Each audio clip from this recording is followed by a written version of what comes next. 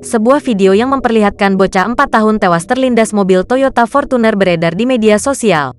Peristiwa kecelakaan itu terjadi di Masjid Raya Takrib, Jalan Sultan Syahrir Rawang, Kecamatan Padang Selatan, Kota Padang, Provinsi Sumatera Barat, Sumbar. Insiden tragis itu pun sempat viral dan diposting akun Instagram @sumbar_update pada Rabu, tanggal 28 April tahun 2021. Kasat Lantas Polresta Padang, Kompol Syukur Hendry Saputra membeberkan kronologi bocah 4 tahun tewas terlindas mobil Toyota Fortuner.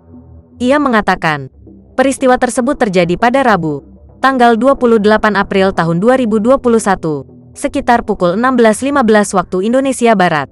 Namun, kejadian itu dilaporkan kepada kita pada pukul 21 waktu Indonesia Barat. Kendaraan yang menabrak anak tersebut adalah mobil Toyota Fortuner bernomor polisi BA15XXO, kata Syukur.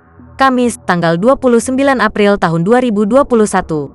Syukur menuturkan, bocah laki-laki tersebut berinisial I, 4 tahun, yang beralamat di Jalan Sultan Syahrir RT 02, RU 02, Kelurahan Rawang, Kecamatan Padang Selatan, Kota Padang, Provinsi Sumbar.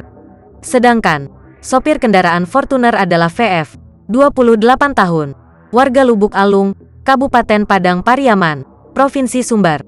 Akibat kejadian tersebut, pejalan kaki korban mengalami cedera atau memar di bagian perut, kata Kompol Syukur Hendry Saputra.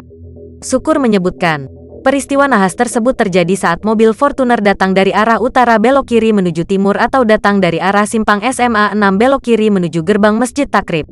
Sesampai di lokasi tertabrak seorang bocah laki-laki yang datang dari arah kiri datangnya kendaraan.